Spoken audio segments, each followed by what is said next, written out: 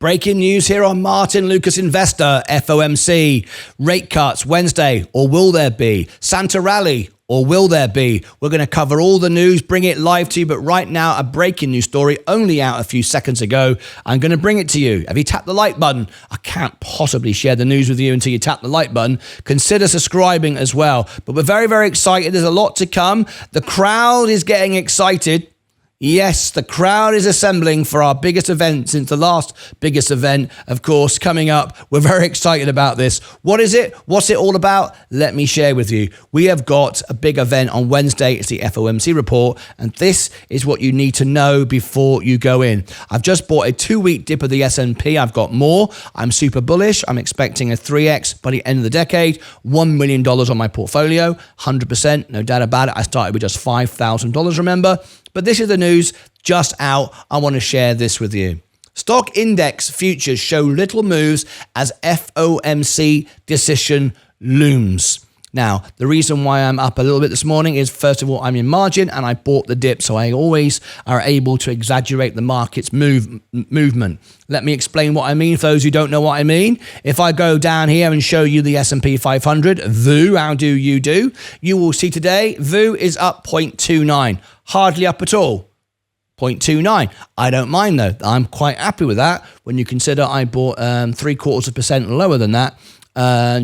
Exactly within 9 cents of a 2-week bottom. I bought it and said, that's okay, I'm buying that, and it went up 0.29. Remember that number. But look at my account. My account is up 0.5, virtually double. Why double? Because I'm in margin. When I'm up double. When I'm down double. And that's how that works. Okay, that's how I'm able to beat the market.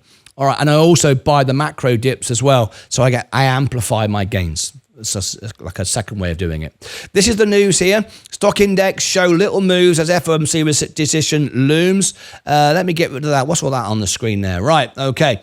This is what we're going to cover on Wednesday. You can't miss this event, really, for the volatility and the excitement. Stock index futures were steady on Monday as the Federal Reserve's monetary policy decision, slated to come later in the week, is set to take the spotlight. S&P futures up 0.1, NASDAQ up 0.2, and the Dow Jones up 0.1. The 10-year Treasury yield fell 2 basis points to 4.38. The 2-year yield down 1 basis point to 4.23. Wall Street's major stock averages finished mixed on Friday after spending time finding firm direction through semiconductor stocks. Broadly got a boost from a post-earnings surge in Broadcom. We covered Broadcom earnings, so we covered the news afterwards, by the way. As we hit the last full week of the year, the natural winding down of activity will be punctuated by bursts of activity centered around the Fed, the Bank of Japan, and the Bank of England's meetings, Deutsche Bank's Jim Reed said. The Fed market will start. The Fed meeting will start tomorrow, with the decision being announced on Wednesday. It is widely expected that the officials will lower the interest rates again, but when they do, don't expect any more for a while. So if you are using margin, budget for that. Which is exactly what I'm doing. Always have a managed risk management in place. Jerome Powell also likely emphasized that it is still too early for officials to build any major policy changes from the new Trump administration into their outlook.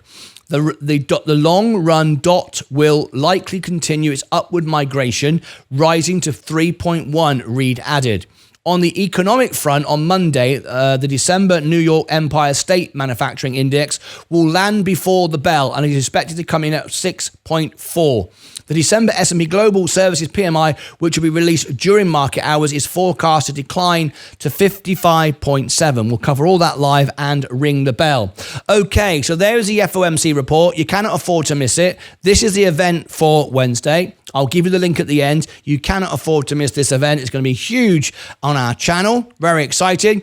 We're recording Christmas songs every day. This is our Christmas one that comes out after our show today.